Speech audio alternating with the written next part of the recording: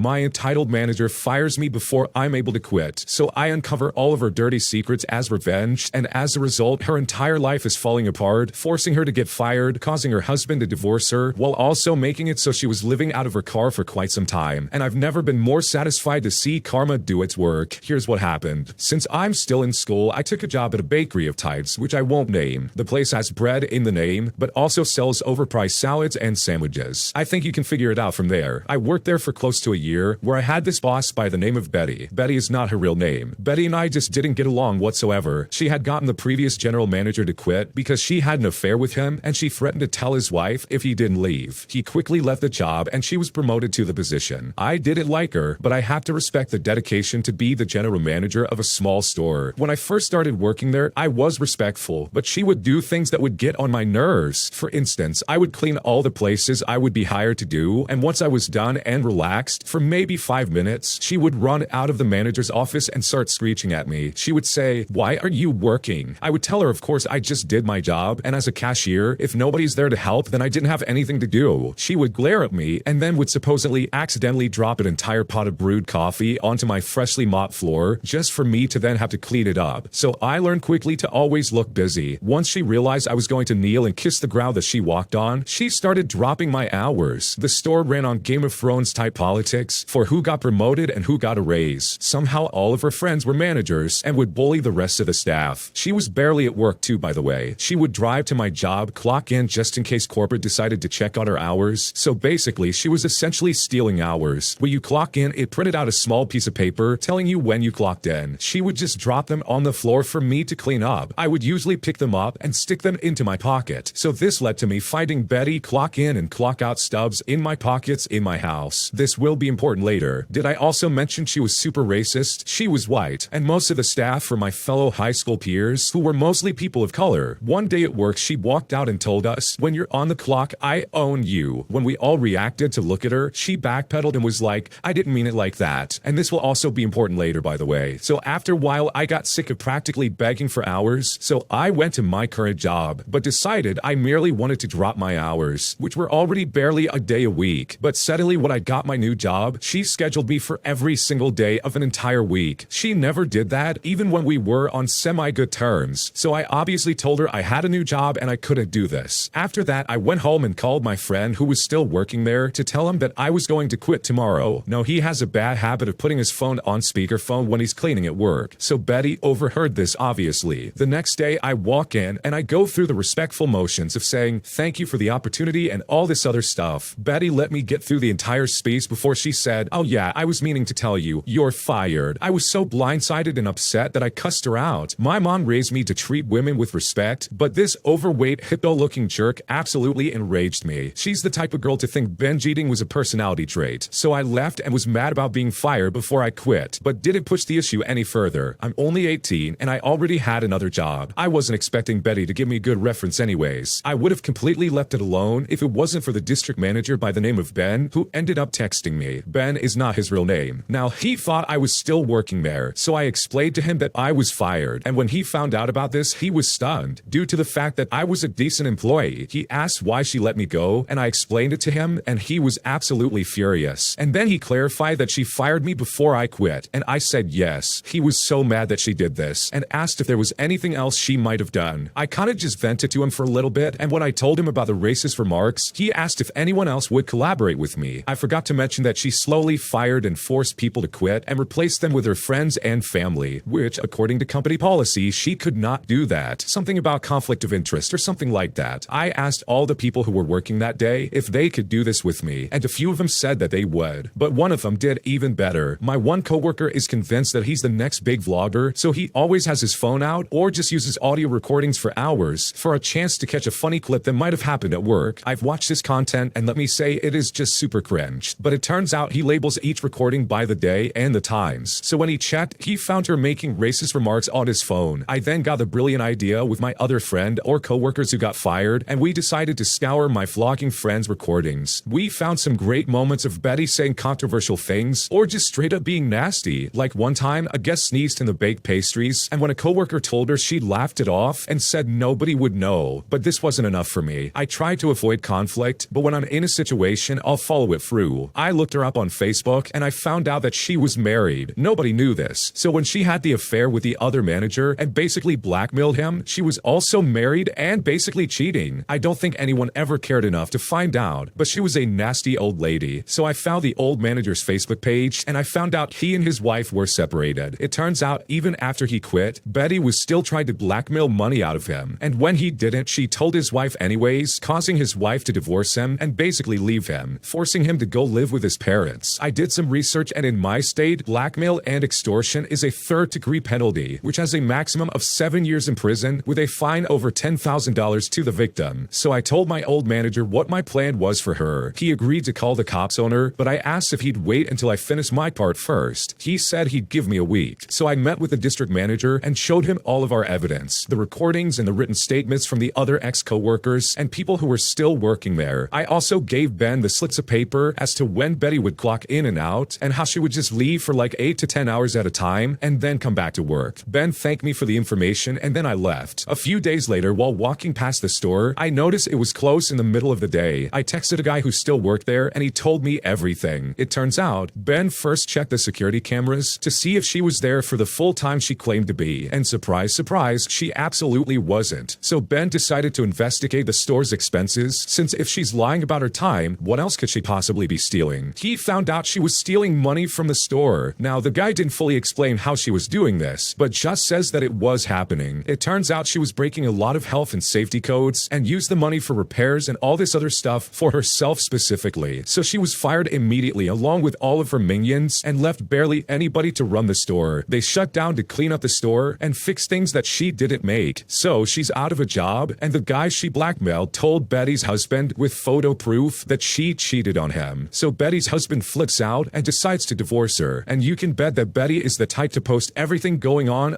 Facebook. So she's begging someone to let her stay, but all of her friends and family totally bailed on her. So she was living in her car looking for a job. And that's when the guy she blackmailed decided to sue her for extortion. So she scrambles to find a lawyer. And to make it even worse, the company decided to sue her for all the money she stole, plus all the repairs and lost revenue while the store is closed. Betty's life is absolute garbage. She had to sell her car for drastically under what it was worth just to pay for all the legal trouble. The guy she blackmailed told me bits and pieces of her crying in the courtroom, but not too much after that. I was never super close to him, to be honest. The last I heard of Betty is that she is still living with her sister, who definitely hates her. And to think that she could have avoided all of this if she just let me quit instead of firing me before I could finish. Man, this Betty lady truly was corrupt. I mean, look at the way she was acting. She treated her employees like garbage. She was generally just an awful person. She blackmailed a guy that she had spent some quality time with, and she was stealing from the store and doing all these horrible things. Not to mention the gross health code violations. Like, seriously, you let someone sneeze on your products and give it out to people anyways? You are seriously a horrible person if you do that. I mean, I'm surprised that the original poster stuck around with that job as long as they did. This person just sounds absolutely awful. I can't imagine working in that kind of environment and trying to make ends meet in my life. So good for the original poster for doing what needs to get done and basically sabotaging this lady's life, because it sounds like she absolutely deserved it and everything that came her way was of her own doing. If you like Am I the Jerk, you're probably going to love Am I the Genius. Check it out, link down below in the description. My mom has been disinvited from my wedding after she continually asked me to take my stepfather in and allow him at my wedding, and now I'm seriously unsure of what to do. So to start things out, this is a throwaway account because my cousin knows my regular account. My fiance and I are getting married soon, and my mother has been getting more and more irritating by bringing up my stepfather, who is not invited. My biological father was verbally and physically awful to me, and when my mother left him when I was about 8 years old, she began dating and married my stepfather. My stepfather does seem to love my mother and vaguely like my brothers, but he absolutely hates me. He was often very verbally awful to me as well, and on more than one occasion it became physical as well. He was never a positive figure in my life, and since moving out, I have never spoken to him and avoided visiting my mother due to him, and also because I basically resent her inaction. As such, he was not invited to our wedding, and my fiance and I have made it very clear to my mother that she is not allowed to bring him to the wedding or to any of our events. However, since receiving the invitation, she has not once refrained from mentioning him when we've spoken, and she's insisted upon talking to me more often than normal. Usually she doesn't mention him unless there's some kind of major event happening, but now she will talk about him endlessly, and this is all between asking me how my wedding planning is going and all this other stuff. She has also asked over the phone if she could take him to the wedding on 3 separate occasions, and she has also asked if he could attend the rehearsal dinner on 2 separate occasions. 2 days ago, my fiance and I were invited to a family dinner just to celebrate my nephew's high school and my niece's kindergarten graduation. And this is where my mother and stepfather were present. Once the kids were sent to bed, the conversation turned towards our wedding. My mother decided to express to everyone that she was terribly upset that my stepfather was not invited. And given that he was quiet now, he should be invited because it is apparently not completely impossible for him to entirely shut up. I was not happy about her bringing this up in front of everyone, or at all for that matter, so I snapped at her. I told her that I had been clear that I did not want to hear it and I wasn't going to change my mind. And I told her that because she couldn't respect my wishes, she was no longer invited to my wedding. She immediately started crying and my stepfather started swearing at me. She then told me that I was cruel to not let her go because I'm her son and she's done all these things for me. I then told her that she didn't seem too concerned with all of that when my stepfather was denigrating me and telling me I wasn't worth anything as a person, all while I was still a child. But this didn't stop her from whining nonetheless. My fiance and I left after that. Aside from my fiance, who very clearly supports me and has been an absolute angel with this, every other family member has said that I was being a jerk. So should I apologize for the way I spoke to her in front of other people? Should I reinstate her invitation? How could I work through some of this animosity? What should I do? First and foremost, no, you are not the jerk, and no, you didn't do anything wrong. If your mom wants to make this public, well then guess what? We can make this argument public. You have told her on multiple occasions over the phone that no, he cannot be there. And now when you're right in front of a bunch of other people, your mom tried to pull a power play and publicly humiliate you to try and force you to get your stepfather in your wedding. And personally, I don't blame you for a second for putting her in her place and saying no, that's not going to happen. Your stepfather was awful to you growing up. He is clearly not a good person, and your mom is just as complicit in this issue since she did nothing to stop him when you were a child. You don't owe her or your stepfather a thing. And if she wants to step over your boundaries repeatedly and not take no for an answer, then this, in my opinion, might be the only way to get her to stop. Because in my opinion, if she is let back into the wedding, you can bet that she's going to bring your stepfather with her and then try to guilt trip you at the wedding to let him in. Like, clearly she's willing to do this in public. You really think she wouldn't do this at your wedding? So in my opinion, I don't think you made a wrong decision. The rest of the family can go kick some sand. They don't know the extent that your mom has gone to just to try and make your stepfather a part of your wedding. And considering his past history, I don't blame you in the slightest for not wanting him involved. An entitled Karen tries to preach and proselytize to my child, and even after I corrected her and told her not to do that, she continued to try and test my patience. So I put her in her place in a spectacular fashion. Here's what happened. So my eldest is having a play date with a friend, and her mom comes to pick her up. I'm in my bedroom with Streetlight Manifesto playing, and my boyfriend is watching the kids. He comes to get me, saying Mommy Dearest wants to talk to me about my music, and rolls his eyes. So I go, and she immediately starts to say, you let your children listen to such blasphemy, but I tell her that it's not really blasphemy if we don't really believe in God to begin with. She then gets so outraged that we need to see the light. So I snap back at her and I say, leave my house immediately, or I will have my boyfriend assist you in fighting your way to the exit. So I send her an email the next morning. Hi, this is the original poster from yesterday. I'm very concerned about your insistence on preaching to my children, and I do not appreciate you insulting me and my children, especially not in front of my child. I would very much like you to keep your religion to yourself and your family. If you find what you need in your God, that is wonderful for you, and I'm truly happy for you, but we do not share your beliefs, and very much do not want you pushing your beliefs on us, and especially not our children, who do not yet possess the critical faculties to understand such difficult concepts. As a courtesy, I will refrain from playing atheistic music while your child is over. I got a message back from this lady, and she said to me, I'm very sorry for my attitude the other day. My mother's currently in the hospital, and I wasn't having a great day. I understand that you have a difference of beliefs, and I will respect that in the future. Thank you for coming to me instead of just attacking me. So I think that it's settled, and I let my daughter go to her play date despite my boyfriend wanting to chaperone, and honestly, I should have let him. When I pick up my child, we start driving home, and I ask what they did and if she had fun, and she says, we watched a movie about Jesus. Luckily, my child already knows about Christianity and that they have their beliefs, but we, meaning mommy and daddy, do not share those beliefs, and now I'm stuck trying to figure out how I'm going to answer all these questions that my 5-year-old is going to have. I was honestly hoping I could put this conversation off until she was a little bit older so she could understand where I was coming from, because honestly, I don't have any real issues with Christians or Christianity that are based in their logical failings of their arguments for the existence of God. I became an atheist because I studied philosophy, so I send another email to this lady. I say to her, hi there, please explain to me why you thought it was appropriate after our last conversation to proselytize to my child. This lady then responded by saying, I'm sorry, I figured you wouldn't mind giving you espouse the virtues of atheism in your home, that I at least provide a counter to your blasphemy. Children should be allowed to decide whichever path they wish on their own. I respond to this lady by saying, thank you so much for responding. wedding. I will no longer be letting my child over to your house unsupervised, and your child is no longer welcome over at ours unsupervised. I will be taking further action as necessary through the school. Any further correspondence can go through my boyfriend, as frankly, you don't want my patience to run any thinner than it already is. His contact information will be attached, and after that we haven't heard back, and hopefully I never do. Honestly, when it comes to other people's kids, you need to respect the parents' wishes. It doesn't matter what the subject is, and it also doesn't matter that the original poster is atheist. If they didn't want their kid being proselytized to, regardless of the religion, then guess what? You need to respect those wishes, even if you disagree with them. I'm personally of the camp that, you know what, people can believe or not believe whatever they want, and if they disagree with me, then that's fine. But the last thing I'm gonna do is try to push my own beliefs on someone else's kids, even if it is in some kind of covert way, like the way this other lady was doing it. She shared that movie and she knew exactly what she was doing, and that was highly inappropriate given the conversation that already happened previously. Like, talk about being incredibly disrespectful and so unbelievably rude. So good for the original poster for putting this lady in her place. She was completely out of line with your wishes, and I don't blame you for reacting the way that you did. Am I the jerk for not telling my wife that I drove 5 hours to my sister's wedding with my ex also in the car? Here's what happened. So to start things out, my sister got married 1 month ago. My ex was at the wedding because she's my sister's best friend. My wife couldn't come because her mom was at the hospital and she wanted to be near if anything bad happened. I obviously asked her if she was okay with me going alone, and she said that she was. The wedding was a 5-hour drive and I didn't want to drive on my own for that long. So my sister suggested that I drive with my ex because in her case, she had no ride to the wedding. So I agreed, but I didn't tell my wife because I knew she was already stressed about her mom and I didn't want to add on to that. However, my mom accidentally let the information slip in a conversation about my sister's wedding. My wife didn't say anything in front of my family, but I could tell that she was very mad. When we got in the car, she immediately asked me why I didn't tell her, and I said I didn't want to stress her more than she already was about her mom, and it wasn't a big deal. It isn't like we attended the wedding together. She drove in the same car to the avenue. She didn't accept my excuse and said I should have informed her regardless of what was happening with her mom, and she felt incredibly betrayed. I told her she had no real reason to feel betrayed because it's not like anything more than just driving happened between us. She still said that I'm a jerk for not letting her know and for not making sure that she would be okay with it. My friends are understanding of both sides, but I'm honestly at a loss. So am I the jerk for not telling my wife that I drove to my sister's wedding with my ex also in the car? Honestly, yeah, you are definitely the jerk in this situation. You decided not to tell her even though you knew this would make her uncomfortable. I mean, seriously, that is not a good move. Like, even if you didn't cheat on your ex-girlfriend, this really did make you seem very untrustworthy, and there really is no good excuse. And it's awful that the original poster is like, oh, I didn't want to drive alone. Like, are you serious right now? You are literally an adult and you're going to your sister's wedding. Trying to justify your ex coming along with you all because you didn't want to drive alone is the weakest excuse I've ever heard in my life. If you really cared about your wife, you would have said something. You would have said, hey, my ex was to ride with me and that's the only way I can get to the wedding and feel comfortable with it. And then you could have had a conversation about it. If anything, your mom was probably helping your wife out. She probably saw exactly what was going on, and I'm willing to bet that this accidental slip-up was definitely on purpose. She probably wanted your wife to know exactly what went on, because what you did is really inappropriate, and it really is a big deal. So hopefully you can see where you went wrong, and hopefully you can find forgiveness from your wife, because honestly, based on what you've described, she has every reason to be upset, and you absolutely, in my opinion, are completely in the wrong. Thanks for watching. When you subscribe, make sure to hit the bell to turn on notifications so you never miss a video. To finish listening to all the stories, use the playlist at the top of the description. And if you like Am I the Jerk, you're probably going to love Am I the Genius. Check it out in the description below and subscribe.